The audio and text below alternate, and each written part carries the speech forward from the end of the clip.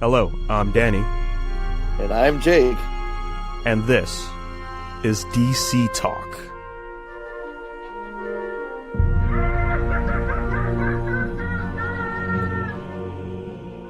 Welcome back, everybody, to Marvel Talk.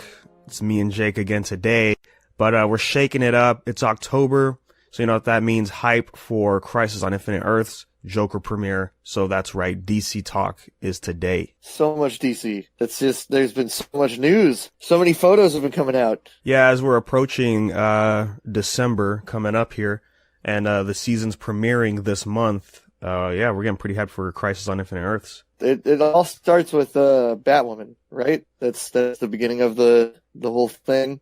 Well, Batwoman premieres, I think it's the first show that starts, and then it'll go Supergirl, Flash, and then I believe it's Arrow and Legends of Tomorrow.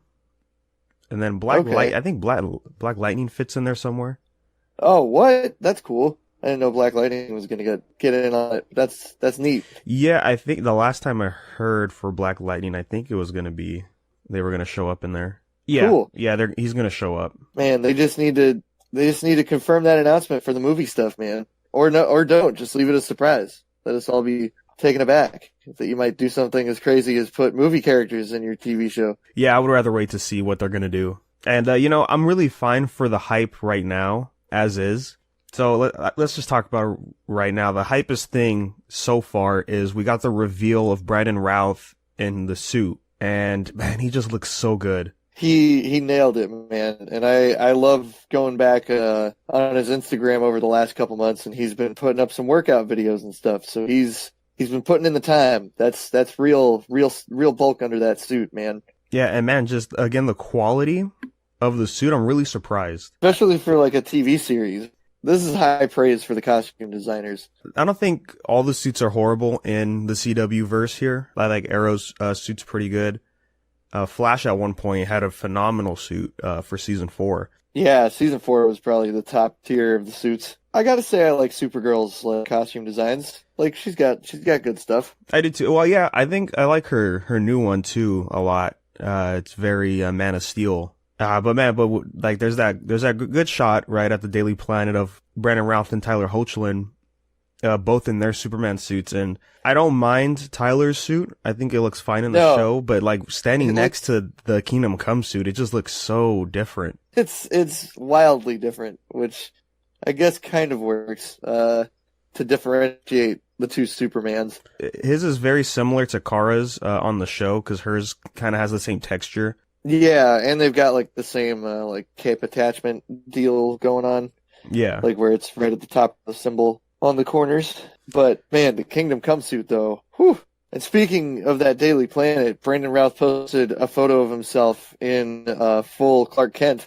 And most importantly, he is the editor-in-chief of Daily Planet now. That's so cool. Yeah, I love that. Yeah, I've been seeing a lot of excitement on Twitter for mainly that shot of Brandon Routh. They keep posting that with the Return of Superman shots of him in like a similar suit. Yeah, as much as I like the Kingdom Come route they're going with him, I would just think like, man, wouldn't it have been cool if it's just a continuation from Superman Returns? Yeah, it would have been pretty nice to just see him be that Clark Kent. And man, could you imagine if they brought in his son? Like there was a Superboy like in this special? Woo! I don't know if you know, Jake, but Oliver Queen also has a son. I think she died, but I knew Flash had a daughter last season. I think she died. I don't remember.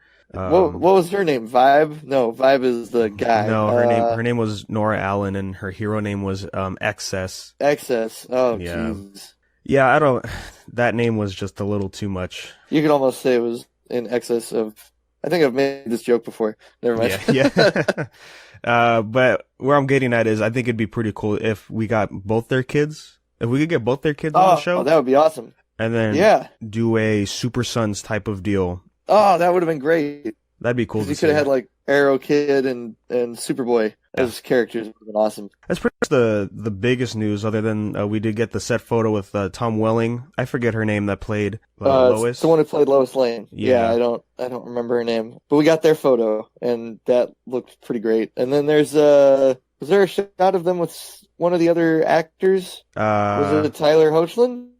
I think it Is that who it was. was? Yeah. Yeah, so that kind of confirms that Tyler Hoechlin's Superman will most likely be bringing together the Supermen. Yeah, that's gonna be. I'm just trying to figure out how this crossover is really gonna start. I'm so curious if we're gonna get to see Tom Welling in the full suit at all during the special. I hope we will. They're probably saving it before. I want to say before the crossover starts. Yeah. Because we got the Brandon Routh reveal, last week? Yeah, I think like last week or the week before. Yeah, and then all the shows premiere this week. I think that was a smart decision to have him really hyped up, especially because he's a core member for Legends. Oh yeah, and this is definitely this is gonna get everybody back in on watching the series too. Yeah, so I would imagine they're gonna wait until probably November time to reveal the suit. Makes sense. Oh man, and yeah, there's just that great shot that's paying homage to the artwork for Kingdom Come Superman with Brandon Routh. With that really nice lighting and stuff. Yeah, it's so good. Cool. There was that I think Shelby shared it. There's that shot of him next to the art, and then I think it was Henry Cavill on the opposite side, right? Doing the same pose. Man, could you imagine if Henry Cavill shows up in this, dude? That would be great because we got to see him back in the suit. Oh man, maybe a girl can dream. Yeah. My only thing I'm worried about for this crossover is there's a month gap between the last two episodes. We're getting 3 episodes, and then they're taking a month break for their winter. And then the final 2 will drop. Yeah. So maybe it's gonna be a pretty big cliffhanger, but yeah, I don't know. Yeah, I'm hoping it's not too big of a cliffhanger, but man, if it is though, that's gonna be a good way to get people back in when it comes back. Mm-hmm. Yeah, and also this is a first for them doing this. They usually wrap up the week before the mid-season break. So this is going to be really interesting. I haven't watched Flash in a while, but I did see some articles saying that the premiere of season 6 is going to hype up the Crisis crossover. There's going to be some play into that. Okay. So cool. I might hop into Flash just to see what's going on. At least the first episode.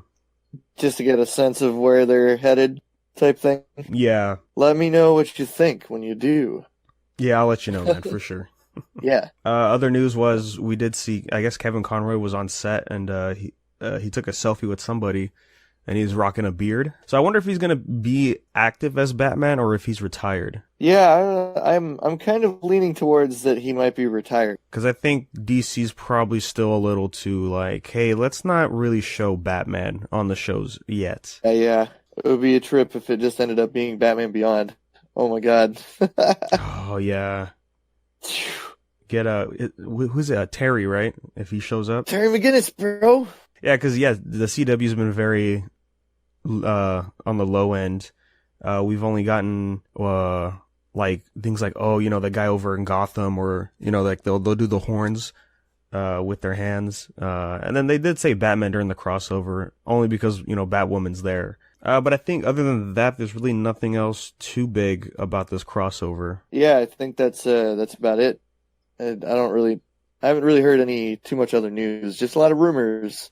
A lot of rumors, yeah. I guess we could say too, sadly, Michael Rosenbaum confirmed that he declined the offer. Oh yeah, to go on the crossover. That was a shame. I was kind of disappointed, but I get his reasoning. I totally understand it.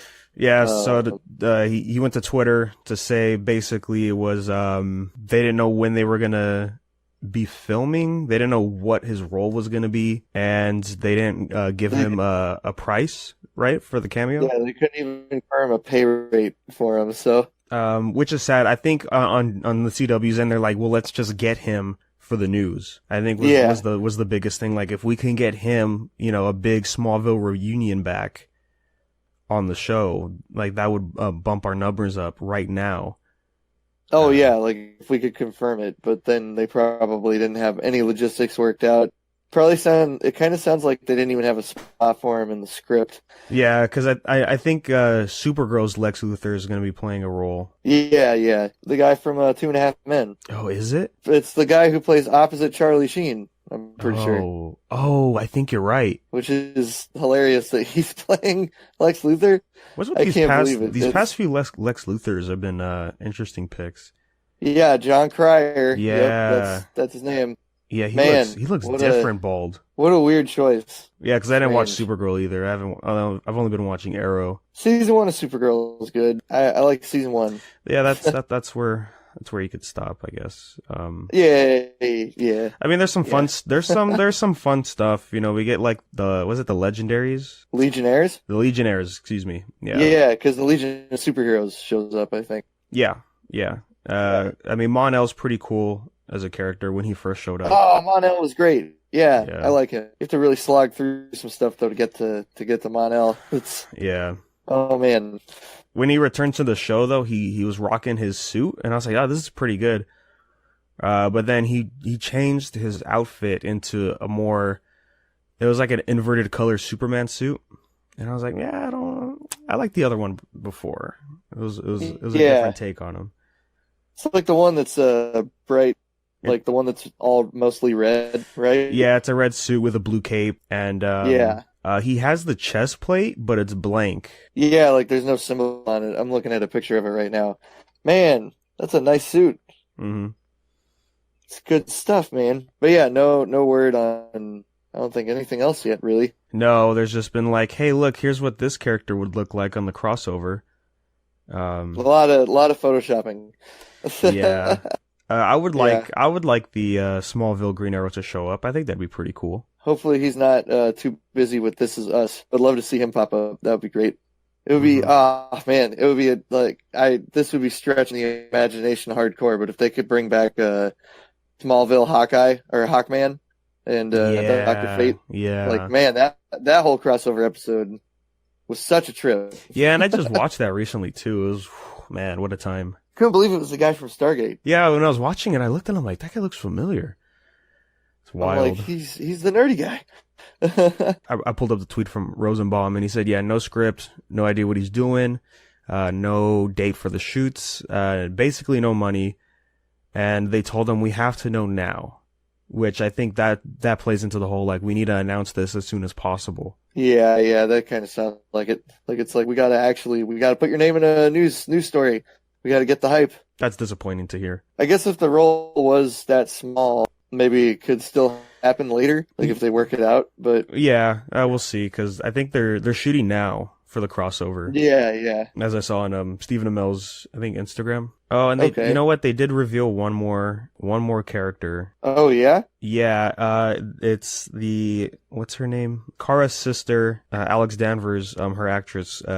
Kyler Lay. She got announced that she's gonna be. Yeah, there was a poster for her and everything, and I'm like, okay. Well, she's playing a role, and I think that was the last news we got for characters. Okay. So I think that'll wrap us up here for this DC Crisis crossover. Yeah, I think that's all we got to say on that stuff. But we did get a trailer. I don't know if you want to react to this guy, but I don't have a whole lot to say about it. It's Birds of Prey. Oh, yeah, that's right. We got Birds of Prey. Didn't have a lot of Birds of Prey in it, but it got a trailer. Yeah, I think this clearly shows, like, yeah, Harley Quinn is our focus for this film. Yeah, I mean, this is the Harley Quinn sequel they were talking about making.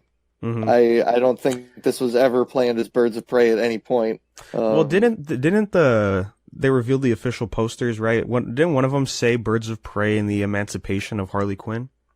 Yeah, they all do. Most of them say BOP and the Emancipation of Harley Quinn. So it's not even saying Birds of Prey, it's just the initials. Yeah, the fantabulous emancipation of one Harley Quinn. Yeah. It's the most... what a title. Whew. Yeah, and all the posters, it's really just mainly her, right? Yeah. There's barely any barely any of the Birds of Prey. I think only one or two of them actually have them on there, which is a shame because it would be nice to see more of Huntress and Black Canary and stuff because they're in the movie. Yeah, I mean it's pretty clear where we're going with the the introduction of the trailer. Just is Harley Quinn saying that Joker, like, they split up basically and now she's doing her own thing, and that's pretty much how this leads into the movie. So that's There is a scene in the trailer of the Joker throwing stuff out a window at Harley. But it is not Jared that's Leto. right. I remember It is most definitely not Jared Leto at all. Yeah, I remember we got the set photo for that. Yeah, which is Yeah. sad because I was just thinking it the other day too. I'm like, I wonder if we're gonna get Jared Leto in this movie. I would like to see him. It would have been nice, yeah. Yeah. I would have liked to just had him back for just that one shot. Would have been cool. But yeah, I'm not too hyped for Birds of Prey at all. No, there's nothing here.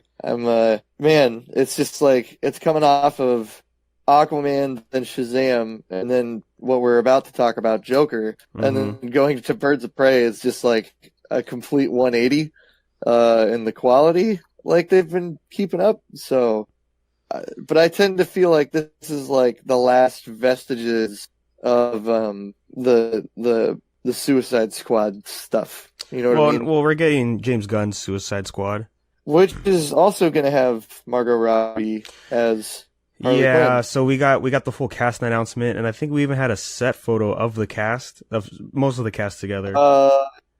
Yeah, it was like a big group shot, like kind of like what they would do with like Guardians or what Marvel did with the Eternals, sort of.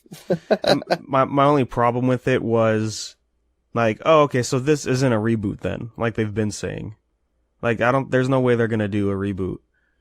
Unless this is like a spiritual reboot where it's like, if it's a soft reboot, I could kind of get it. Yeah. But look, you have I forget his name, but the actor that plays Rick Flag, right? Margot Robbie's right there. Yep. Jai Courtney is there. Yep. Yeah. Amanda Waller's back. So that's pretty much the core, aside from Will Smith, of the cast from the last movie. And then Shelby pointed out we're not getting Katana for this one, which that sucks. Katana was a fun character, even if she was barely in the movie. Did you watch the extended cut of Suicide Squad? I did. That's a great extension for her character. I completely forget her character's extended scene. It's her talking about. I forget who she's talking to. It's one of the scenes where they're walking into the city, and she kind of like expands. I think on her sword or something, and then we get a full shot of her face, and like you can see all the scars and all that. Okay. Yeah. I know. What was it? I was pretty stoked on the fact that Captain Boomerang got some more dialogue in the extended cut. Because he's a fun character. I like him. He's kind of the goofy, weird guy. Which is not something I can say for Jai Courtney very much. I think most roles he's been put into have been very boring. Don't even get me started on Terminator. Woo. Jeez, yeah. I just looked up some Suicide Squad stuff. I didn't know Peter Capaldi was going to be in the movie. I didn't know this was a 2021 film. I thought this was next year. Yeah, that's why they have to wait so long for Guardians 3. Jeez, yeah. Yeah, because if you think about it, like, there's so many other movies coming out instead of Guardians 3. Yeah, I don't know. It's going to be interesting. Oh, Nathan Fillion being in the cast is cool. Big cast for this movie. That's the most surprising thing. IMDb has a guy listed as being casted as King Shark. Oh, he was in Guardians. I recognize him for sure. Like, yeah, yep. All right. Yeah, a lot of Marvel presence here for this movie. Yeah, very interesting. Was Michael Rooker announced too? I forgot about that. Yep. Wow. John Cena. Oh boy. Sean Gunn. It's almost the Guardians cast, basically. Yes, if you remember, Nathan Fillion was supposed to be Wonder Man in Guardians 2. Still disappointed that didn't actually happen. I'm happy those posters exist, though. Those make me very happy. I love the Tony Stark story. Yeah, so that's The Suicide Squad, aka Suicide Squad 2. Yep. Yeah, it's a sequel. It's not a reboot. Could be a soft reboot, but we'll see. Yeah, I mean, if anything, they're not going to talk about any of the Snyderverse stuff. I think Wonder Woman 84 is also doing the same thing. We'll see if they bring up the Death of Superman stuff, because I know that was that was the whole reason the first Suicide Squad even happened. Because they might, if they reference it, I feel like it'll be referenced in the same way that Shazam did it, where Shazam just had very, very, very minor references to stuff like the design of the Batarang and the newspaper clippings that, like, Freddy has. being Man of Steel references. Yeah, we'll see. I hope keep the Snyderverse as live as any way we can. Is always great. Yeah. It would be really funny if like one of the characters pulls out a t-shirt or something at some point to put on, and it's like one of the Superman is dead t-shirts that they were selling like at the beginning of Suicide Squad. Yeah, that'd be interesting. Oh man. But he's like, oh man, you remember when this was a problem? And people were like, and they're just like, oh yeah, no, he can't die. I could see them shutting down Suicide Squad would be the plot, right? If this is post Justice League, and then Amanda Waller just wants to reinstate it because they have to do a mission that wouldn't get approved, you know? So it'd be a more Black Ops thing. Yeah. Is what I hope. It would be really interesting to see if if Justice League in general is referenced in this movie. Like if this is kind of a soft reboot and they're putting it in a universe where the Justice League is fully like a thing or something. Yeah, because the only thing we got was in Aquaman, just the reference for Justice League. I think that was the only thing we got. Yeah. Because, Shazam doesn't really bring it up. And I was going to say, I'm not even talking about it being like the Justice League from the movie, but just like a Justice League. I want to get back into that later because I have some ideas about, since, with Joker out now, what DC can do. Which I think would make sense because they do it already. For the comic books. So, are we ready to go into this review here? Let's get into it, man. We gotta talk about society. We gotta talk about. Yep, as the title suggests, we went to go see the most dangerous film in cinema as of now. In 2019, the most controversial film since Ghostbusters. It is Joker. Yeah. I just want real quick, and then I don't want to talk about it. It's just ridiculous how much caution there is for this movie, I think. Oh yeah, no, it's the same song and dance we've heard a million times with violent video games and stuff like that, and it's ridiculous baloney being spewed out by modern media to just make people scared of a movie that they don't want to have discussed all that much, I think. Yeah, like I don't even remember the last time we've seen this happen for a movie. Like for like movie, like Dark Knight had it. Rising, like there's a lot of calls. Had it, yeah. There's a lot of calls about it, like, well, not just Dark Knight Rises, but Dark Knight, like, because that movie was surprisingly like violent with how Joker kills a bunch of people in that movie, and it gets past and around the PG-13 rating a little bit, and it's like there's a lot of uproar from that one, but comic book movie wise, there hasn't been a lot of that. Think about it this way. John Wick just came out. Like John Wick 3. We have the John Wick franchise, which is one of the most violent movie franchises. He kills people in some of the most disturbing ways, but it's really entertaining. And people love it. And nobody went out and tried to kill people after that movie came out. That's all I'm going to say. Yeah. I think for that argument, it's the different type of violence. I would have to say. I guess, but... Yeah, but still, I understand. Like, people have brought that up, and it does make sense. Like, I think spoiler-wise, just a tiny spoiler here. I honestly don't think Joker was anywhere near as violent as, say, John Wick. I think that this movie was actually relatively tame for what they could have done. Mm-hmm. Like, they could have done a lot more with him doing terrible things, but they don't, because it's not the focus of the movie. Yeah, and then I saw an article this morning saying how violent Joker is as a film.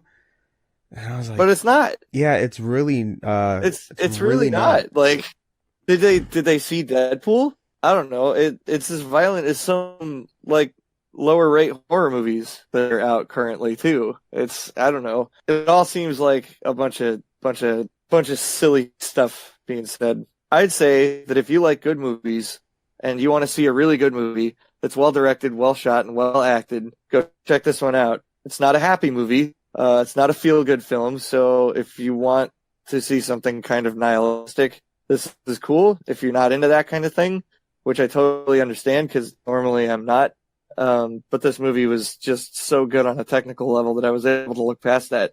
I would still say go check it out. And I just see an article right here. Right now we're at 93.5 million for the opening weekend so far. Holy crap. Yeah, I heard it easily making it the highest grossing October film opening weekend. Yeah, I think it's pretty close to Venom. I can't remember if Venom got a higher gross or this one. I know that at least for the Thursday opening, this one beat Venom out, Yes. which is kind of crazy because it's an R-rated movie.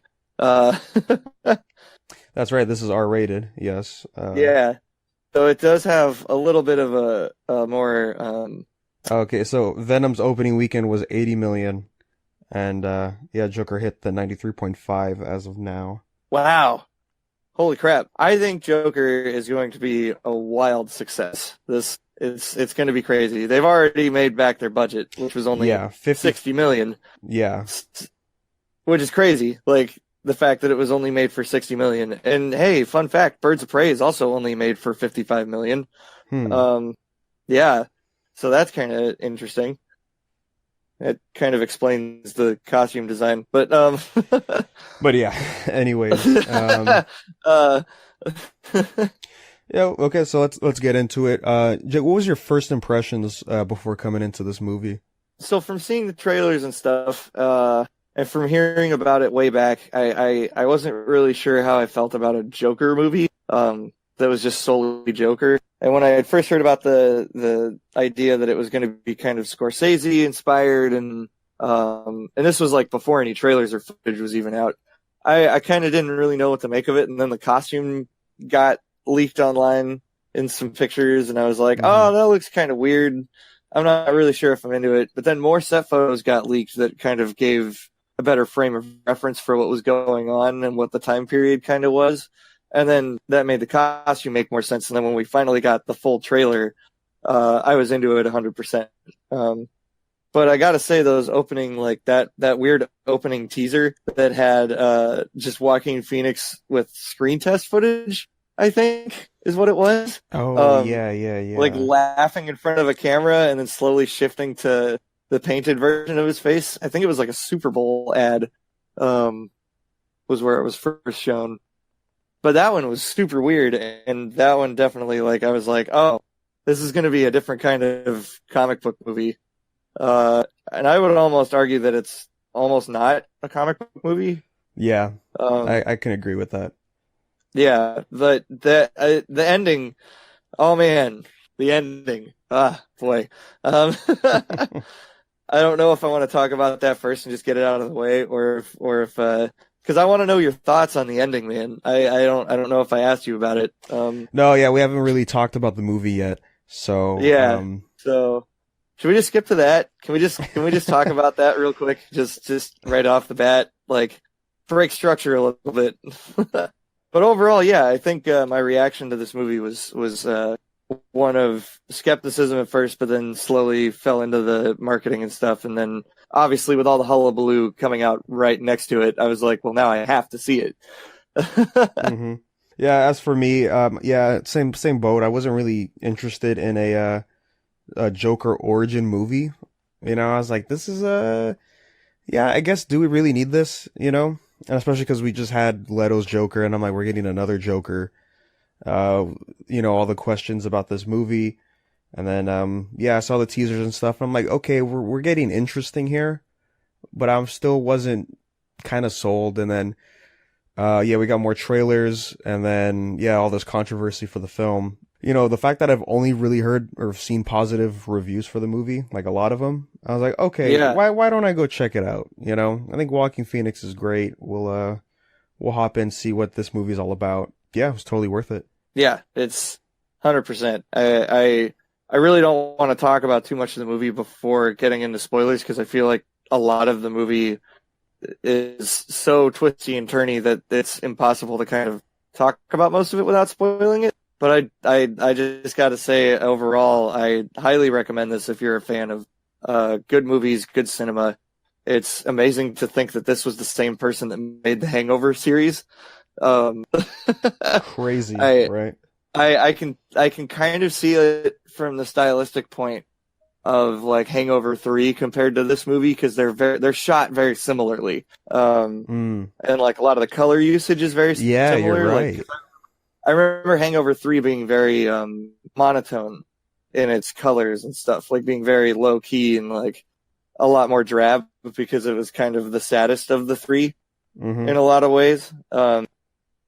Which is interesting. I've never really thought of Todd Phillips as a very introspective director, but I think Hangover 3 and this really propel him into that kind of place. I'm excited to see what he does next. Yeah, definitely after this, for sure. What about you, Danny? If you got your overall thoughts? Yeah, I mean, if we want to get into spoiler free real quick about the movie, it's I mean, yeah, it's definitely a must watch. A lot of execution for the film was really good. You know, I wasn't expecting a lot of quality as much as we saw in the film. You know, yeah, it's such a change from like the MCU, right? Like, yeah, vastly different. Where it's like the MCU has been so cookie cutter and so like so dependent on being from the same universe for so long that they can't I don't know if they can even make a movie like this in the MCU at this point, because stylistically it just wouldn't fit. Like, this is like the set design in this movie is just insane. Like, I love the aesthetic of just trash everywhere and garbage all over the place, and like the city's just constantly looming over Joaquin Phoenix's character, and it's just it makes the city feel like a trap almost. It's feels very much like a good old fashioned like 70s 80s like drama type movie, which I'm really into. Yeah, I think everything on a film, like a production standpoint, was incredible. Yeah, like, my goodness. Again, yeah, lighting, camera work, the pacing was, I think, fantastic.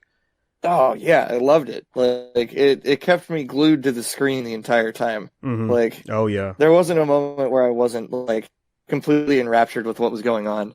Well, except for two scenes, but I'll talk about those when we get to spoilers. Yeah, we'll get into that. Yeah. But it's amazing that this is a $60 million budget movie that looks so dang good. How was your theater experience, Jake? Theater experience was pretty good. We had a pretty solid audience. There was no I did not run into any signs saying that singles will not be allowed into the movie theater. Right, yeah. I also did not run into being required to be checked any further for security reasons or anything like that. It was pretty smooth sailing to get into the theater and go see the movie.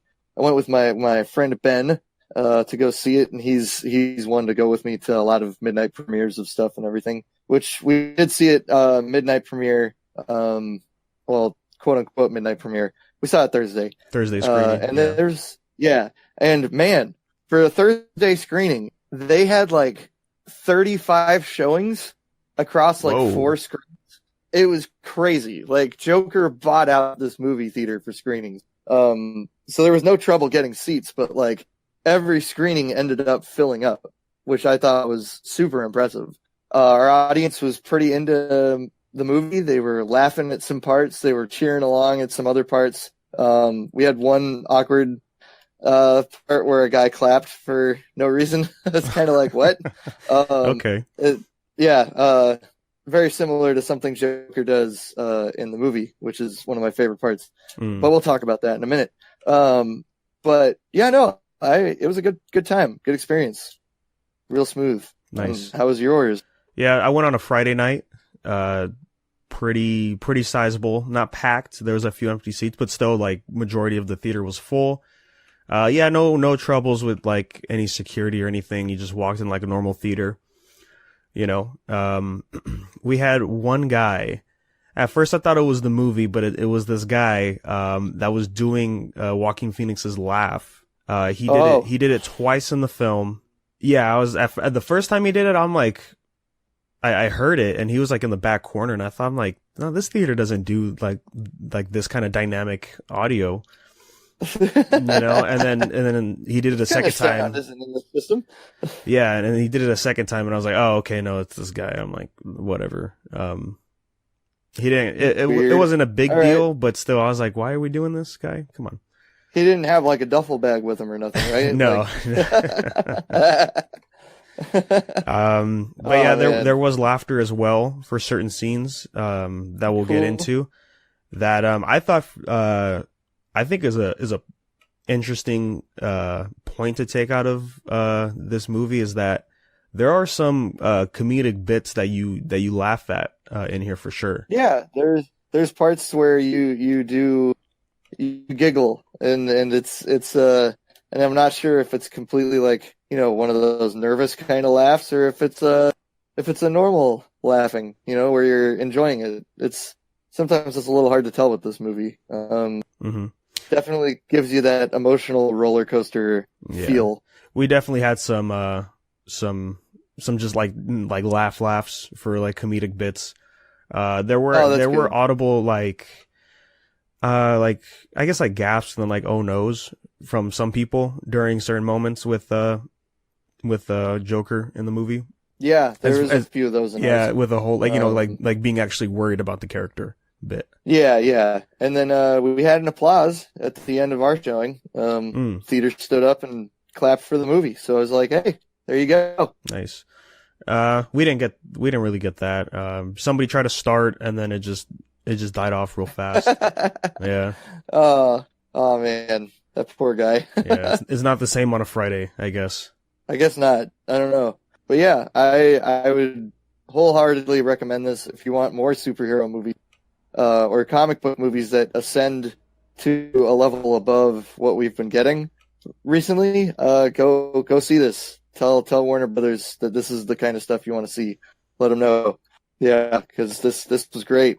I loved every minute of it. And with that, I think it's time we dive into this movie. Yeah. From here on out, I think it's fair to say spoilers. Yes, heavy spoilers because this is the type of movie it is. If you want to get into the nitty-gritty of what this movie is about, yeah, you need to talk about spoilers. So if you haven't seen the movie yet, what are you doing? Go check it out now and then come back. Go now.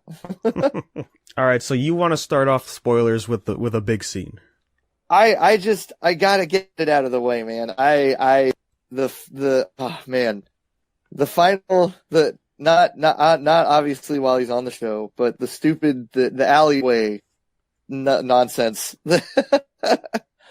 So this movie does a really good job of not being very comic booky until the last like 10 minutes of the movie. And Joker has done his dirty deeds. He's inspired a riot in the city of Gotham, and Thomas Wayne, Martha Wayne, and Bruce Wayne flee into an alleyway chased by a Joker goon who shoots Thomas and Martha, and I hate it. Yeah, I heard it's the scene. It's the only scene that I think doesn't fit in the movie. That's yeah. I have a theory for this scene. Okay. But yeah, first things first, I thought like really we're getting this again. You know, it's because the last time we saw it was BVS, right? And it was shot really well. And I was like, yeah, do we really need it again? No, I thought the BVS one was probably the best version we've ever had. Yeah. Of the parent death scene. Yeah. So well done. Snyder knew what he was doing for sure with this one. Oh yeah. But and then plus like the pacing for the scene was like super fast. Just to kind of super. It just comes out of nowhere. Like it's just like it kind of feels like, oh, we have to check this off the list before we finish filming. Yeah. So I have a question for you. Yeah. Do you think this was part of reshoots? Do you think this was shot after the fact? Like maybe this was a producer thing where it's like, well, it is a Batman movie. So I think we got to have Batman. It definitely does feel different compared to the rest of the movie. Even during the riot scenes, everything kind of feels off. Yeah. And I was like, I wonder if they're gonna do it, and they sure did it. Where he pulls the pearl necklace off of Martha. And like the angle and everything was like, it just felt so off. Um, Yeah, it felt like an afterthought. yeah. I wouldn't doubt if it is a reshoot, you know? Yeah, But here's my theory on it, right? Is okay. we're getting the Batman, right, with Robert Pattinson, Yeah. and this is set, I think, in the 90s, right? The Batman movie. Uh, the Batman should be in the 90s, yeah. Yeah. And I think this movie is set in the 80s.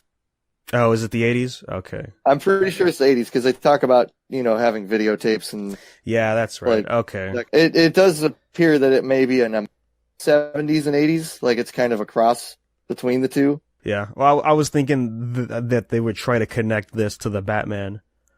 I could see that happening for sure. I almost hope they especially don't, because but the ending of the film, just to get into it, to continue the whole Batman scene, when he's talking to the psychologist and he's laughing, and she asks him, "What are you laughing at?" And he says a joke, but you wouldn't get it, and then it shows the scene of Bruce Wayne right there. I don't think he's necessarily thinking that, right? Because I don't think we don't get the information of him knowing that the Waynes got shot. But I think that scene for sure is like, oh, maybe like this is something, like this is the last time we're gonna get Joaquin Phoenix, and maybe the next time we'll see him is with Batman. So I was thinking that they would try to fit it with Robert Pattinson's Batman film. that would make sense. That would be the next logical place to take it. I'd be okay with the Joaquin Phoenix across from Robert Pattinson. I do almost kind of hope though that it's just this movie that we see Joaquin Phoenix in. Just because I don't know if another director directing Joaquin Phoenix to be the Joker would have the same kind of impact. I don't know. It'll be interesting to see later on. Now that we've talked about that stupid ending, that's so dumb. It's the only part of the movie that's just like, whatever. Like the whole riot scene, or just mostly just the Bruce Wayne stuff. Yeah, like, yeah. Okay. The riot part, I was okay with most of that. Like all that stuff's fine. Mm-hmm. Freaking, I don't know, man. It's just that terrible, horrible, stupid Bruce Wayne stuff. It's so bad. Oh man. But speaking of the Bruce Wayne stuff, well, should we just kind of get into the movie from the beginning, or like, do you want to bop around? I don't mind bopping around. Yeah, I mean, whatever we want to go into. Okay. Well, I feel like a good segue to go off of the silly Bruce Wayne stuff is to go into the kind of interesting Bruce Wayne stuff, in that this movie tries to purport that Joker and Bruce Wayne are half brothers. Yes. Which I think is confirmed by the end to not be true. No, yeah, they confirmed it before the ending. Yeah. That it's not true, right? Yes. But yeah. There's only one. I guess there's still the lingering doubt in my head because I know that they show the adoption papers, right? Yes. And they show all that stuff. But then there's still that photo he has of his mom that has the thing that on the back from TW, like Thomas Wayne, of like she has a very cute smile, and I'm like, well, maybe he did cover it up. So yeah, who knows? Like it's kind of ambiguous still by the end, I think, which is something I enjoy about it. But what were you gonna say? I for sure thought it was an interesting take for Joker. Yeah. We've had some interesting ones in the past, like the way in the Telltale game, I thought was interesting for Joker's origin and how he interacted with Bruce Wayne / Batman. That was some good stuff. So seeing him I still have to play through that game. I don't know what happens. It's a pretty good way of how he becomes the Joker, I think. Okay. Cool. Yeah, super different, super refreshing. But here in this movie, right, we get him thinking that he's Bruce Wayne's half brother. I'm like, okay, this is interesting, which would play even more into him being like the Joker, right, in Gotham City, as he usually is in the comics, which would, and we still get that either way of just him hating Thomas Wayne as a person. But yeah, we did get the adoption papers, and it said, I believe in the scene during the flashback stuff when he was reading the all the papers about his mom, they said that he was an abandoned child that she adopted. something like while she that. was working for Thomas Wayne, which was like over 30 years ago. I think it's just a nice piece to really get him pushed more forward into becoming the Joker in this film. Yeah, Because I that's would agree. the main thing with here. Like, the pacing for the movie is fantastic. For one of the main reasons is, you know, everything that is just constantly pushing him to the edge is executed Yeah, like at perfect moments I of the film. Like, I love the tension they build with him too. That it's just like you don't know when he's gonna go off. yeah, like there are these moments of him finally being happy, and then boom, you know, he gets hit with something that pushes him even further. Oh man. Speaking of him being happy and then being pushed even further, let's talk about his girlfriend. Yeah, so This is Domino probably the from biggest Deadpool. spoiler of the movie. Yes, Domino from Deadpool's in this film, right? I Yep. thought that was pretty cool. I thought I was curious when they first showed her. I was like, is this going to be the new Harley Quinn? Like, are they going to Yeah. do stuff like that with her? Like in the trailer, I was like, oh, well, they obviously have a relationship of some sort. And the movie did a really good job of fooling the heck out of me because she ain't real. Yeah. She's not real. They beautiful minded the movie. Well, she's a real person in the movie. Well, yeah. Like, Yeah, but but everything. the person he's talking to is not real.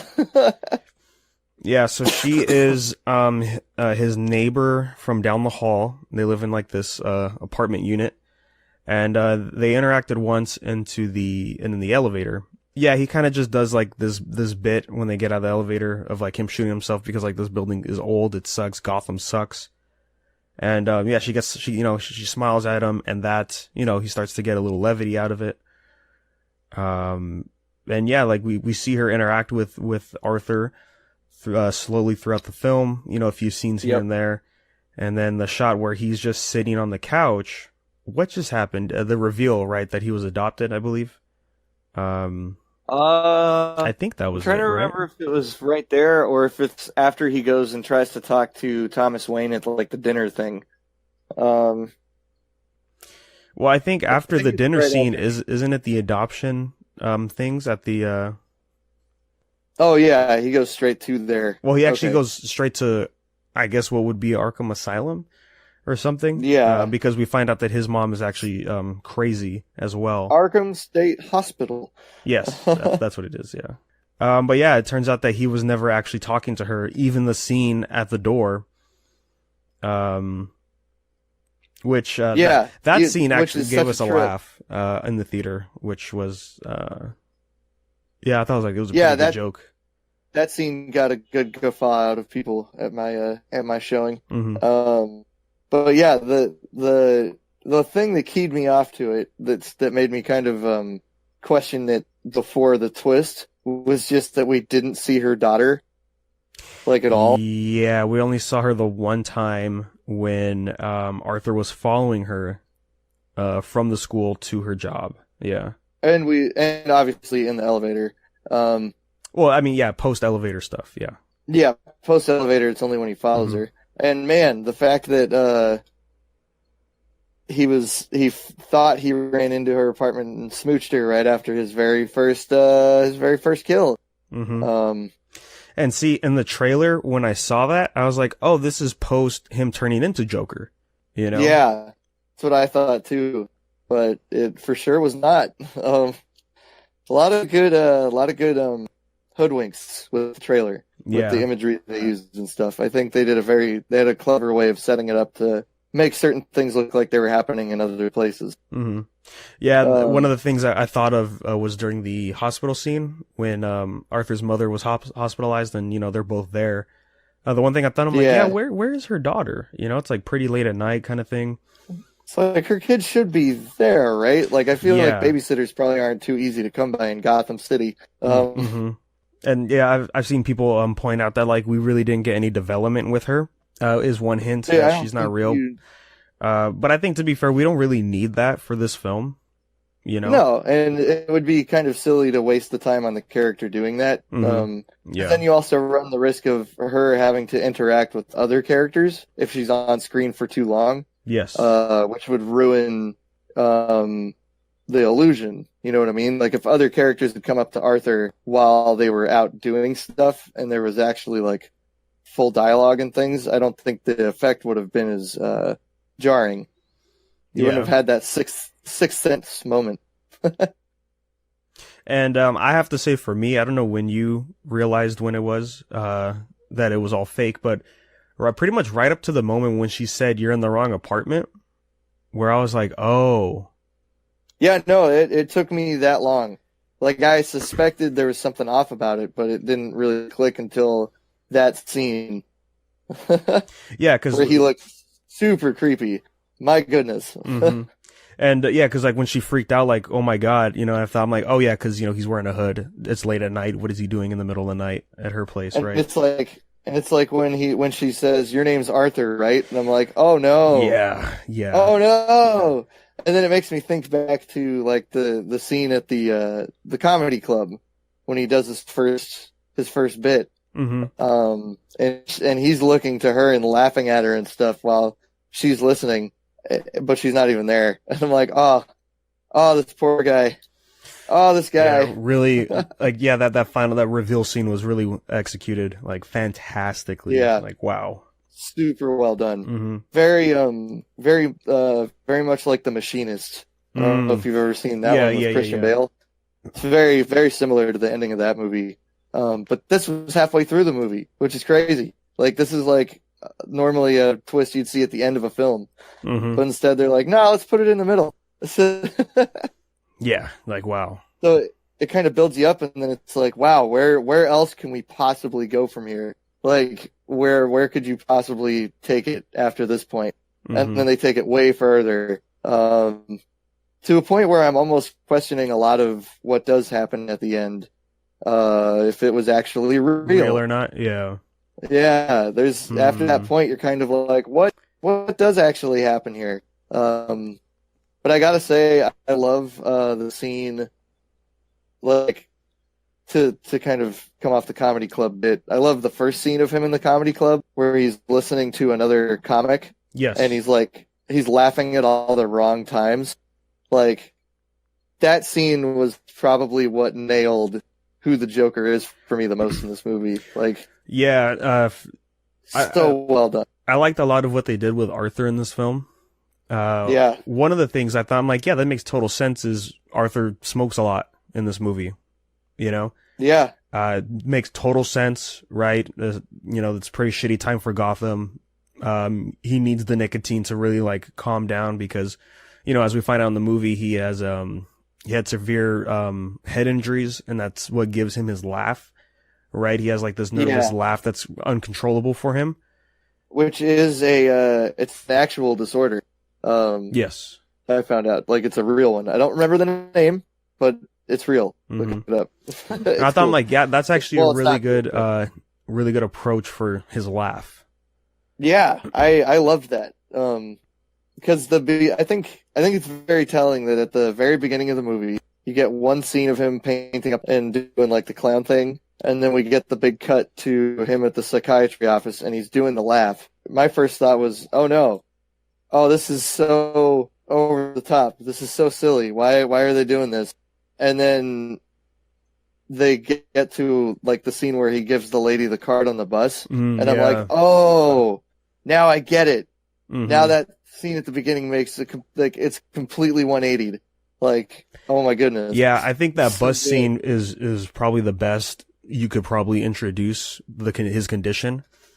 Yeah, that was really well done. Because you see him forcibly trying to stop it, which is, you know, we constantly get that kind of cough in his throat, you know, like that subtle pain he has. And then especially the shot that's like way like zoomed out, and you just see everybody on the bus, and he's like really trying to control it. It was fantastic. Yeah, it's such a good way of, like, making him feel singled out, like, as a person, like, ostracized. They did a really good job making him feel so separate from the rest of society. Does he say? Did he say it once in the film? Right? Yeah. He says it towards the end, right at the big final scene. Should we talk about the violence in this movie? like actually like get into the scenes because I tend to think that most of this movie isn't that over the top. So yeah, let's get into it.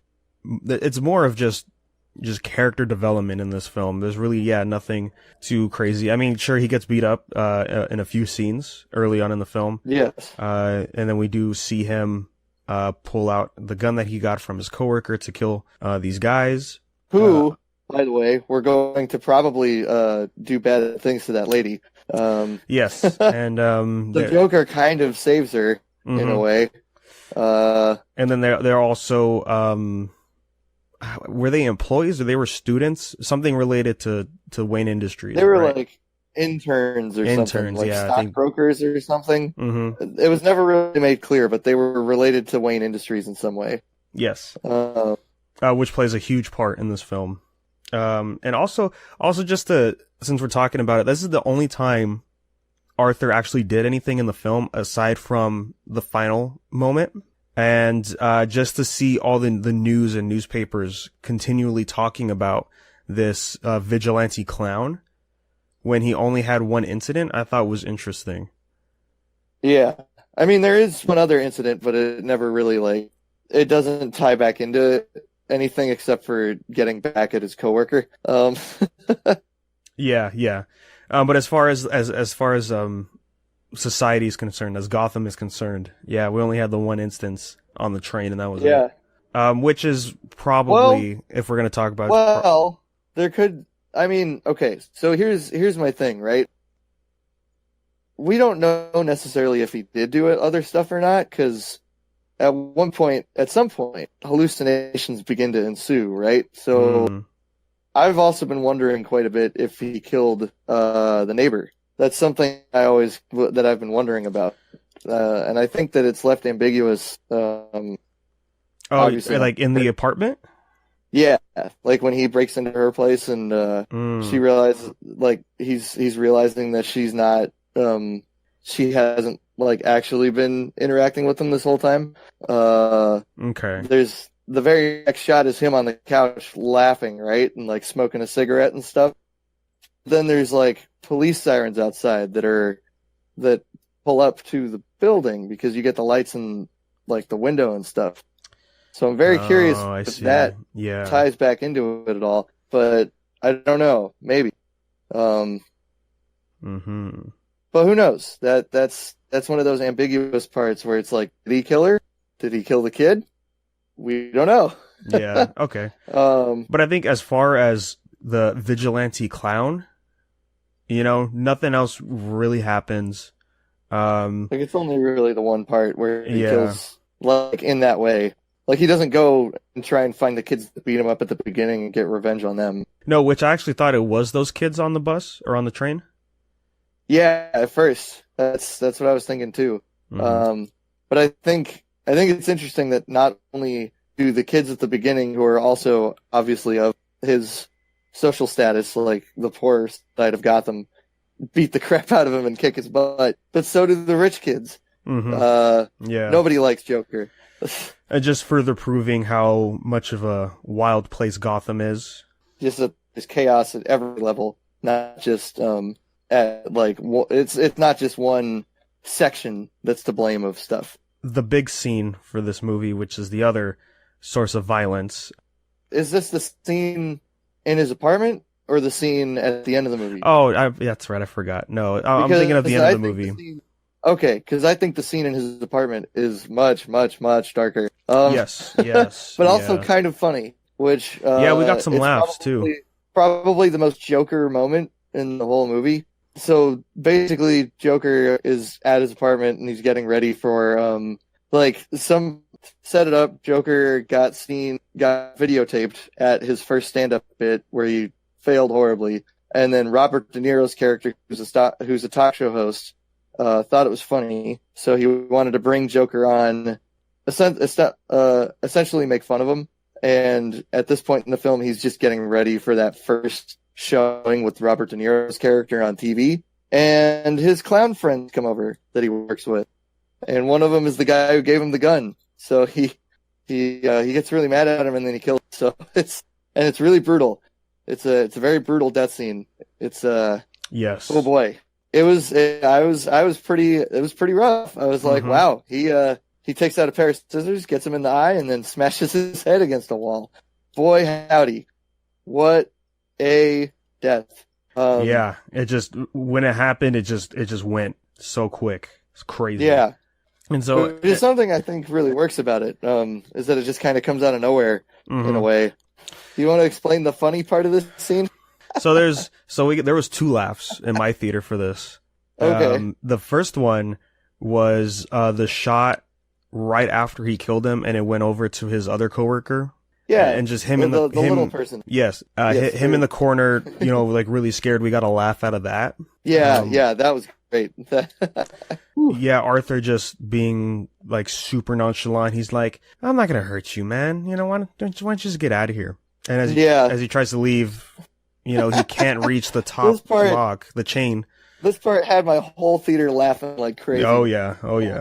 But yeah, I have to agree, very Joker in this scene, where he's like, "Can you get the door?" "Oh, man, I'm sorry." Acting like nothing really happened. You were always nice to me. And then kisses him on the forehead and sends him on his way. Yeah. It's like, oh man, what a scene. I think it just shows how well Joaquin Phoenix got into this character too. Like that scene in particular. Like, yeah. I do wish there was like maybe a little more of him in the Joker persona in this movie. But I do get why it took its time to do it. Like, I understand. So hopefully we get back in another one. How about Thomas Wayne? What about that guy? Yeah, interesting. I don't know much of Thomas Wayne as a character. I would have to say that this is probably the first time he's gotten really good development. Yeah, the only info I know is from the Telltale games. One of the seasons plays heavy into Thomas Wayne's past. Oh, okay. Yeah, which I think it's also like similar to how it is in the comics. Interesting. Yeah, but yeah, I thought he was just pretty standard for his type of role. Yeah, I would have to say they didn't really get deep into him. Not really. It didn't really stand out for me as much as like Robert De Niro in this movie. I thought he was great. Robert De Niro was phenomenal. He got told, "You're gonna have to act today," and then he was like, "All right, I'm acting," and it was awesome. Yeah. Great as a late night show host for sure. Yeah, and oh man, I loved how he was able to juggle the late night show host vibe with the aspect of like Arthur's visions.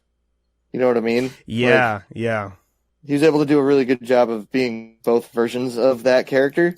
But yeah, it's really funny that he decided to take this role as a late night show host when he's notoriously bad at doing interviews on late night talk shows. It's a pretty good in-joke of the film to have him casted that way. I was surprised when we first see him. It's Arthur and his mother watching the TV, and then it cuts into Arthur in the audience, right? Yes. And at first I thought, I'm like, oh, this is obviously like at a later date, or maybe this was a previous time Arthur went to the show. Yeah. And then, he got on stage with Robert De Niro's character, everything's going pretty good. And then like he started talking to Arthur's to his ear. And I thought, I'm like, oh, this is where he's going to be like a real asshole. But instead he's a complete sweetheart, and that's his point of, "I wish you were my son." And I was like, oh. Yeah. And then we find out it was all just in Arthur's head. Which is great setup. Yes. For the neighbor character. This movie's setups and payoffs that is true. Are great. Like, they're amazing because it kind of sets the frame up of, well, who knows what part of this is real and what's not. But yeah, I really dug Robert De Niro's character. I even in the big final scene that is the scary scene for people. It's the dangerous scene. Yes. The scene that will inspire. You could say it would cause people to rise up. So yes, I got spoiled for this. Sadly, I saw the clip up in a group I'm in, and this clip actually, when I saw it, I was like, oh wow, like this is what we're doing for Joker. It was actually one of the reasons why I'm like, okay, I should probably go see this movie as well. It helped push me to watch it. That's cool. Yeah, and it's way better to see on the big screen. Yeah, and oh man, just thinking about that scene and how how like viewing it out of context with the rest of the film too. God, that I can imagine the scene still being good, but also being like, ah man, I wish I could have seen this with the whole thing. Yeah, because I feel like the rest of the movie really helps set that scene up really well. yeah. I think by itself, like if you start from when Robert De Niro introduces the Joker, and he comes out of the curtains, I think if you start it there and then just watch the rest of the clip, I think it's still pretty strong on its own. Yeah, oh man, Joker coming out of the curtains right there was so good. Like, yeah. So well done. Like the way that he's just bouncing around on his feet and he's totally in his element. I'm like, he's Joker. Like that's him. Like that's the character from the comic books I love. Like it's great. They managed to work in that weird personality into this version of the character. And make it super believable where it comes from. But yeah, the whole scene was great. Even like seeing the moment of him deciding not to kill himself. Yes. But to actually, get into the meat of what they're talking about and then finally deciding to kill Robert De Niro. Just that transition right there was fantastic as well. I just like the moment where he reveals that he's the shooter from the subway. It totally reminds me of the same kind of reaction that like Tony Stark gets for saying that he's Iron Man. Yeah. Very similar like delivery and all that kind of stuff, which I think is interesting. But yeah, it's a really well done scene, and then he shoots him. Yeah, pretty crazy. Which thus ensues the whole riot stuff because this is being filmed live, which is not how late night shows usually go. But for the premise of the movie, yeah, I think they could have only done it live, and that would make the best sense. Yeah, because it's like if it was a recorded thing and then he ran out in the streets, and it wouldn't have made that much sense. But this worked. This worked really well. Super, super effective, I think, in getting the point across of everything his character had been through up to that point. Other parts of the film, I thought for sure we were gonna get something before this incident, where Joker would try to rally up some of the people with the clown masks. I thought that was gonna be a thing. I kind of liked that it wasn't. That ultimately Joker didn't care. Like that's not what he was worried about. Like the entire movie. Like I enjoyed that aspect of who he was. That he was like kind of taking aspects of the Heath Ledger Joker, blending them into something different. Yeah, because we did get a few. We got a few shots of where was he at? He was somewhere, and then there was that shot of the car, the police car with the guy with the Joker mask on, looking at Arthur. Oh yeah, or in like a taxi cab or something. Something, yeah. I don't remember. Yeah, it's like when he's walking with the neighbor girl in one of his hallucinations. And then the other one is there's another very Dark Knight style shot where it's the last scene when he's getting hauled off in the cop car. Yes. Away from the show. It's very Heath Ledger Joker when he's like leaned up against the window looking out at all the destruction and mayhem being caused. I guess one more violent scene I guess we should bring up is the scene where he's being chased by the two detectives, right? And then they wind up in the train. Kind of violent. You don't really see them get hurt. But it's that mob mentality that mainly is what media is concerned with. One of the cops accidentally kills somebody on the train, right? As they're fighting for the gun. And then that just inserts everything. And it's like, yeah, wow. It's a pretty crazy scene. So the other thing in this movie that I was kind of not super down with, at least for only one of the scenes that it happens in, is Joaquin Phoenix's weird dancing that he does. On the staircase? The staircase was cool. I liked the staircase scene. I'm thinking which one? The bathroom scene after his first kill. Oh, and he goes to the bathroom, and it's like 5 minutes long. And I'm like, I get it. Yeah, it is kind of lengthy. Yeah, especially because it's shown 2 more times. For sure, it's I get it. Like he's transforming into the Joker. That's what this is supposed to signify. Like on a conceptual sense, or on a conceptual level, it makes sense, but kind of pretentious in a way. um, Yeah, I mean, I guess because it's the first scene of him doing this to where, like, this is, in a sense, of him way of calming down of what just happened and him becoming, I guess, euphoric for it. I guess I yeah, can I can understand see that part, that. but yeah, again, like you said, it does go a little bit too long. Well, and I think that it's a scene that happens early on enough that the movie still feels a lot more grounded, I guess. Mm, Whereas that scene kind of feels like something that should have happened maybe a little later on, just because that's where it starts to get a lot more surreal, right? Is like about the halfway point of the film. yeah. Um, basically, my mark for where the movie starts getting real weird is the after the scene he goes to the psychiatrist and the psychiatrist says all their funding's being cut.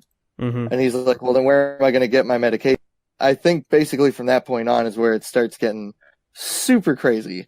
Yeah, because as he says in one of the apartment scenes, he's off his meds. We don't know how long, right? Is another big Yeah. thing.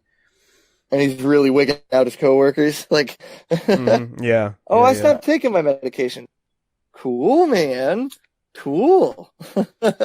Yeah, the whole psychiatrist stuff I thought was great too.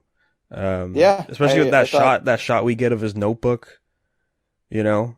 yeah. Oh, that's crazy. Like, it's a little funny. The Notebook reminded me of Heath Ledger's Joker Notes notebook mm, that they put out like the pictures and stuff of, and I'm like, that's not a reference, is it? That would be a really not in taste reference if that's what they're doing. Okay. But it was still cool. And I loved that, like, the whole kind of thesis of the movie is, I hope my death makes more sense than my life kind of mhm. thing. Yeah. That's like in the money sense, like monetary wise and stuff. And I'm like, huh, it's very interesting how that kind of sets up who he's going to be for the next 2 hours. Oh yeah, exactly. Great setup. I guess like my big thing is I love the way that the stairs play into the movie. Yeah, yeah, it's brought in right after the psychiatrist meeting, right? Yep, the very Yeah. first one, Hmm. when he's coming back home with the medication Yes. for, I'd assume it's either his and his mom's or his mom. Could be both of them that it's for. Who knows? But uh, yeah, that first scene with the stairs, it's just like they're so long and foreboding and just like uninviting and it's like he's having to claw his way up to do anything. And then later on, when he's finally the Joker, he's able to dance down into the pits of madness himself, Hmm. just happy as a clam. Yeah, Kind of really. like him descending into his own madness. Yeah, Other good things visual I story. want to point out is the camera work was great. I think the subtle camera shakes during important scenes was really good. Yeah, The when he's with his mom at the hospital, I thought was great the way the camera work was being used there. One of my only real problems with this movie is some of the music points. hmm I thought majority of the time the music was fantastic, but there were moments where I was like, this is a little too much for this scene. yeah. I could definitely agree with that. It's like that loud bass, happening. It's that cello, man. The Yeah. Hmm. I was like, yeah, we're really pushing that, huh? yeah. I liked most of the pop song choices, I guess is what you could call them. Like the real music Yeah, that they yeah. used throughout most of the movie. I thought it was great Um, too. yeah, I thought they did a lot of good choices with that stuff. I loved the use of like TV throughout the film, kind of to indicate like how Joker's feeling in a few ways. Like if there's Yeah. good stuff going on television, or if Mm. he's just missed a program and that kind of stuff. Like, oh man, and the scene where he rehearses the Murray show, Oh, so right? Like in good. his living room, Yeah. awesome, so well done. Like how he's like watching the TV and rewinding the tape and like taking notes and stuff. Like so good. Like that all that stuff was great. It's great. It's a great scene too because it really shows that he forgot his hate towards him, right? Because earlier in the hospital scene, he's watching his show. He's being shown he's getting made fun of, right, for his stand-up bit, and he doesn't really remember until they start joking about it while he's on the show, and that's what really pushes him in that final scene. Yeah, because he almost has that delusion again, right? Like when he gets the phone call, like, "Hey, Murray really wants to show. He really liked your bit," and it's like, "Wait, he did?" And they're like, "Oh yeah, totally." And it's like maybe he really does care in a way. Like it's that slight glimmer of hope that Arthur keeps getting that just is not real. Yeah. Throughout the entire film. This movie's kind of the search of like what him looking for a father figure in some ways, right? Because like it's very representative. He only had a mom and an abusive father figure, I guess, if you're to believe the cover up story. But then he goes searching for a father figure in Thomas Wayne, and he doesn't find it there. He's rejected. And then it's the same thing with Murray, and I think they set that up pretty early on with the hallucination. And like Arthur having the hallucination tell him that Murray wishes that Arthur was his kid. You know what I mean? Mm-hmm. So the whole movie's kind of a quest for his father figure, but he never finds it. Yeah, and that's also what really pushes him as well. Yeah.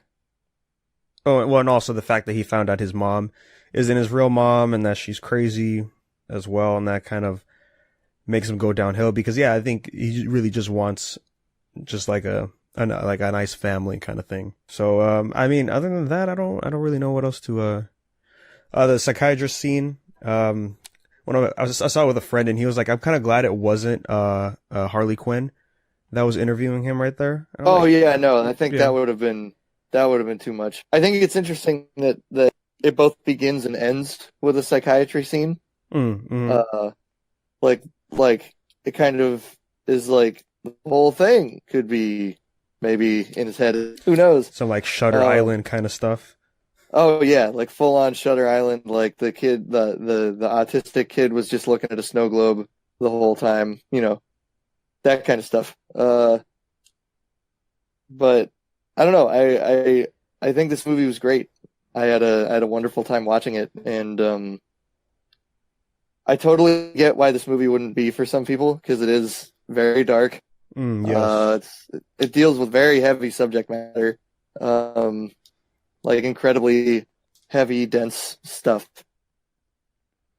that can be really hard to talk about, and like discuss and everything. Like I think this movie's got a lot of good mental illness awareness kind of stuff going on. It's just, it's put to the extreme in this film for sure. Yes.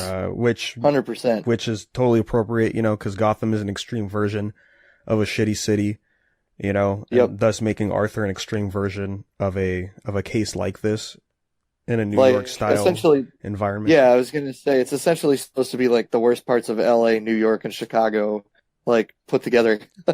Yeah. Into one city. Whereas like, that's like what it always has been, right? Like Gotham's the bad one, but Metropolis is the good one. Yes. In a lot of ways. I've only seen bad depictions of Gotham. Yeah, I don't think I've ever seen positive versions of Gotham City in Batman fiction. But yeah, it's really well done. I was very impressed. If this movie doesn't win some Oscars, I would be surprised because it definitely deserves a few. Oh yeah, for sure. Easily. Maybe not necessarily for screenwriting, because it very much is Taxi Driver. It's like the same story. So I have yet to see Taxi Driver. I don't think I've ever seen it. Once you see Taxi Driver, you're gonna be like, that's Joker. Yep. Yeah, that's all I keep hearing is it's really a too much like Taxi Driver. See, I would understand that criticism, I guess, if Taxi Driver had come out way more recently.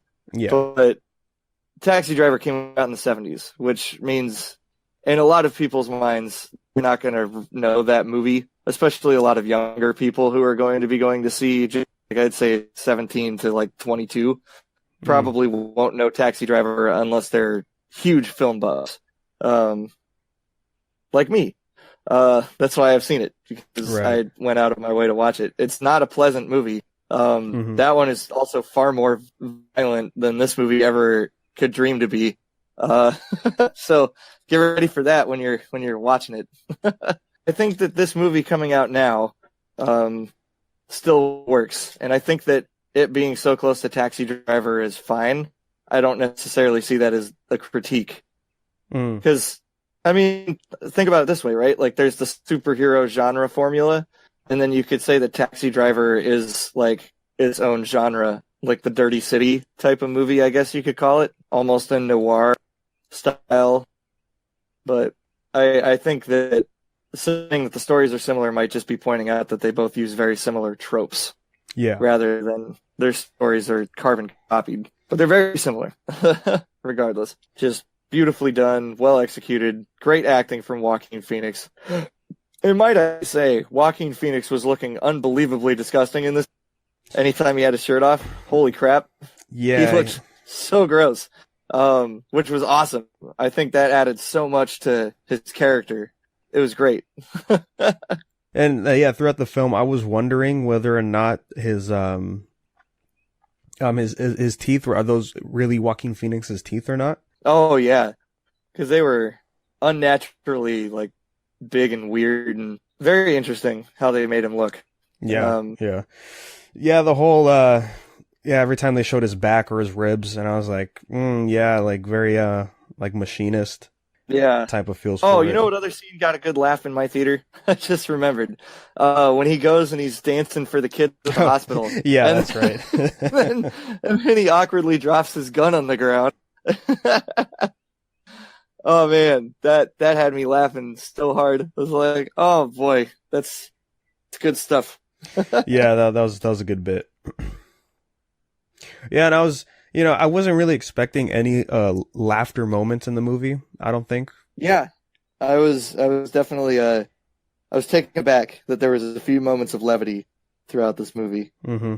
But I guess it kind of works because, it is the Joker. Oh, so. And like they're placed at the perfect moments too in this movie. Oh yeah. Like, because I feel like it's when the movie has gotten to such a fever pitch of stress that they know exactly when to use the laughter to kind of decompress you a little bit. Yeah. So that way you can like keep going and keep watching it. It's like, oh god, this isn't just like depressing as all hell to get through. It's like, oh, you can kind of feel a little bit here and there. Yeah, so again, really fantastic work from DC this time around again.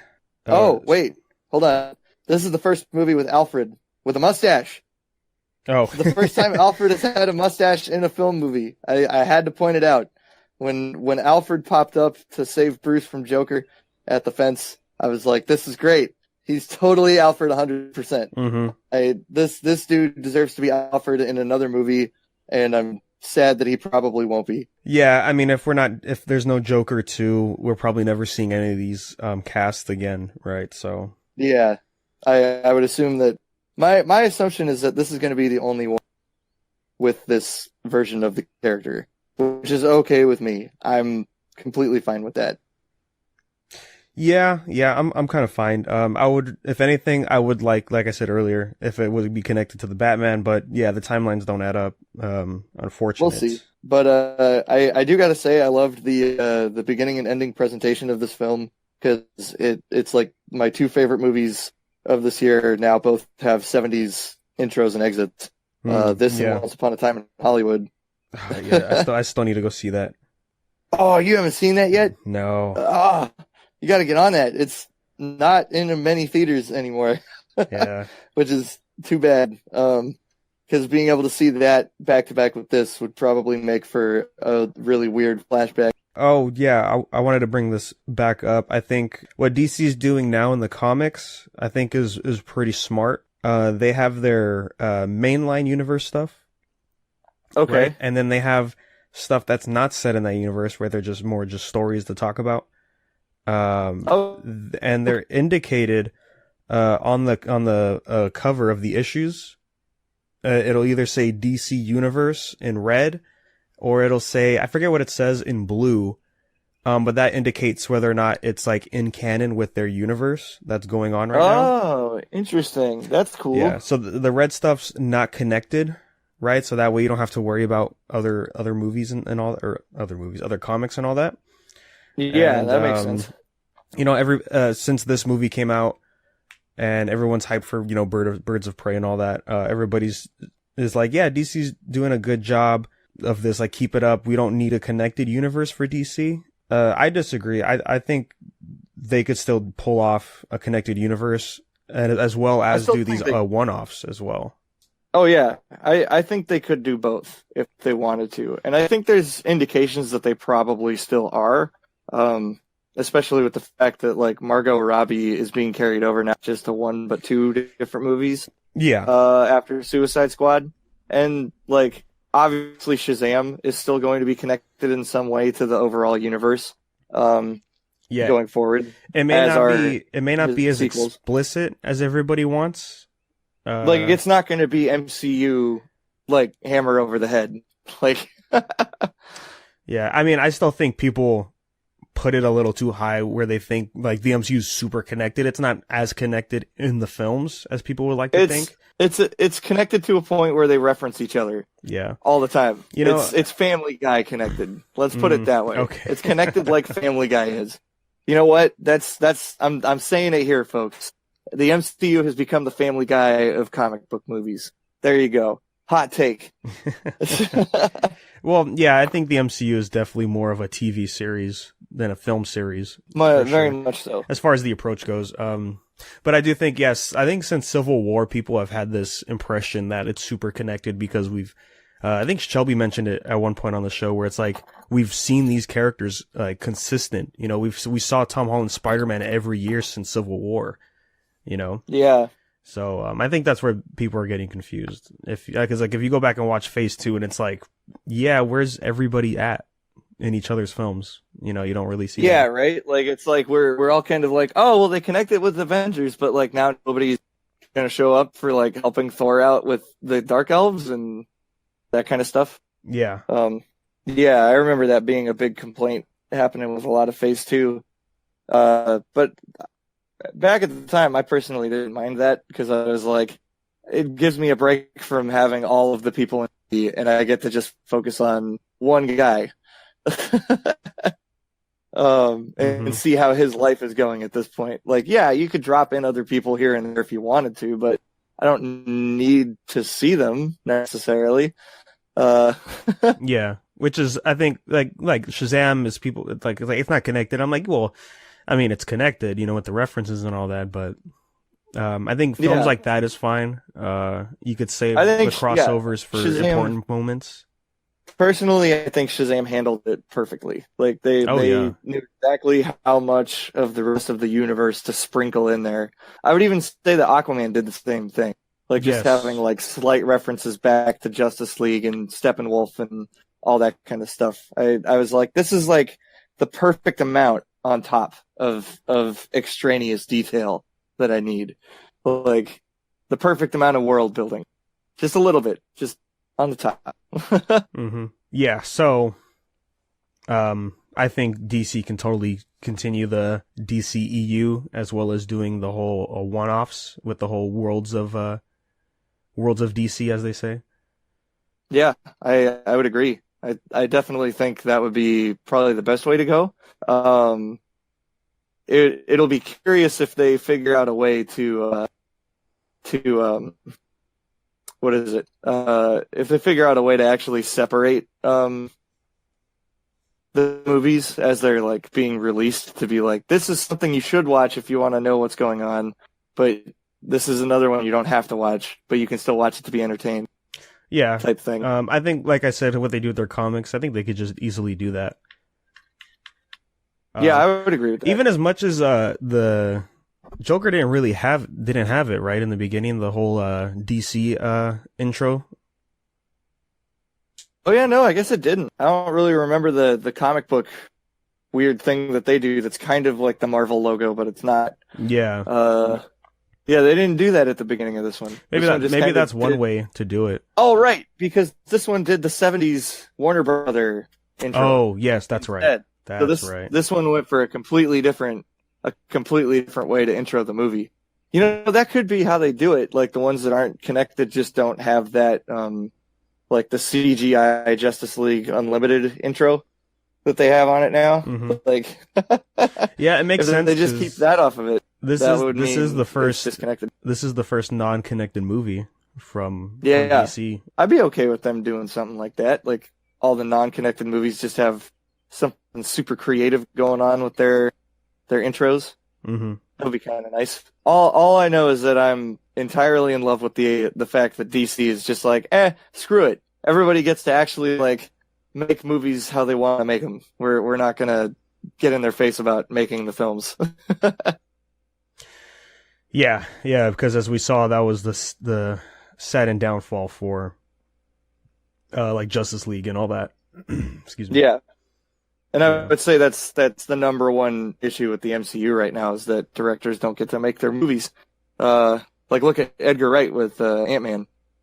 And Patty with Dark World, right? Oh yeah. Yep. Yeah. So it's definitely reflected that DC is like, yeah, just make our movies and make them good. Like it was like first it was James Wan with Aquaman, then it was David Sandberg with Shazam, and now it's Todd Phillips with Joker. Yeah. I'm so curious if Birds of Prey now, you know, it almost makes me interested in Birds of Prey. Because now, like, knowing that it's got an entirely tiny budget and they gave it to some off-the-beat, like, director that's like, you be creative and do whatever you want with it, maybe there are going to be good parts to Birds of Prey. Because, I mean, Ewan McGregor looks like he's doing a hell of a job. Yeah, our boy's in there, for sure. Yeah, but it's not enough hype. I gotta see some actual comic book character costumes show up. I don't think we're gonna get them though. I don't know. I know. I really want to be in the full purple outfit, but I'm not gonna get it, and it makes me mad. Yeah. And I mean, you know, we can't put that nice lady into fishnets because that's you know, it's inappropriate. Yeah. Yeah, but, I think give me one more trailer and we'll see where I'm at. Yeah, I need a trailer that actually explains what's going on. I think that's what I need because right now I still don't really know what's happening in the movie. I just know that Harley Quinn broke up with Joker and Black Mask kind of wants her now. I guess maybe is that what it is? I guess so. Yeah. So I don't know. One more trailer. Give me some more story. Let me know a little bit more of what's going on, and then I'll be good. So with that, I think that'll finally bring us to a close on this DC talk. Final note to end the show. Cool seeing the release the Snyder Cut stuff at New York Comic Con. Oh yeah, yep. The fact that they managed to get the billboard taken over in Times Square. Holy man! Like, just do it. Just drop it. Just let us have it. Yeah, we're ready. Oh yeah, and also over on Vero, where Zack Snyder posts, he dropped some storyboards of. Oh yeah, just all of a sudden, just you know that one guy was the Martian Manhunter the whole time. Mm-hmm. And yeah, Fun fact. He said he filmed it all except for I think one scene. Oh my god. Yeah. Oh my god. Give me Martian Manhunter. That makes me sad now that I'm not going to see that. Yeah, it sucks. At least he's on Supergirl. Oh, Manhunter, yeah. Yeah. Yeah. So, that'll wrap us up today, guys. Friendly reminder, this weekend, LA Comic-Con is happening. Finally, been hyped for a good while for this to happen. Can't wait. Oh, it's going to be crazy. Yeah, so we'll get lit. We'll be there. It's going to be a fun time. We'll be cosplaying all those days. What's your lineup looking like, Danny? What are you doing? Yeah, so final lineup here. Day 1, rocking Winter Soldier. And then Sweet. Day 2 going to be rocking Logan. Maybe wearing the X2 suit. And then during the official after party, which we'll be at, I'll be rocking the Origins look with the jacket and all that good stuff. Oh, yeah. And then finally, on the last day, I'm going to rock Wei Lu Wong from Tekken 7. And that is me. What are we getting from you, Jake? What's going on? Oh, boy. So, for Friday, I'm going to be Iron all day Friday. I'll be in the full armor suit, so if you guys haven't seen it on my Instagram, you'll be able to see it live and in person. And then Saturday morning, I'll be in the suit again for at least a few hours. I have to leave somewhere in there to go to work, which is a shame. But I will be back for the after party that night. The official Ready Party 1 after party, and I will be Doctor Strange for that. I will be showing up as the Sorcerer Supreme himself. And then on Sunday, I'm teaming up with 5 other cosplayers, and we are bringing you the entire Shazam family for Sunday of Los Angeles Comic Con. I'm super stoked. I cannot wait. Nice. Yeah, we gotta get you in there as the stepdad, man. you gotta. Yeah. We need you there as foster pops. Yeah. Well. Yeah. We'll see. WonderCon probably. I'd be down to do that. Yeah. When we have the actual like our true Freddy back. Yes. And where can we find all these posts and updates from you? So if you're looking for posts and updates on my cosplay stuff and anything else, look me up on Instagram or anywhere under Corruption Cosplay with K's. Nice. And of course for me, you could follow me at Negator7 anywhere you go. I posted some Joker stuff recently that's pretty fresh. All right, guys, that's going to be it for us. Thanks for listening. Right. Follow the show at MarvelTalkCast on social media, MarvelTalkPodcast@gmail.com for any emails, comments, concerns. What did you guys think of Joker? We'd love to hear your opinions on that. So again, thanks. Sweet. And until next time. I used to think my life was a tragedy, but now I realize it's a comedy. Ha ha!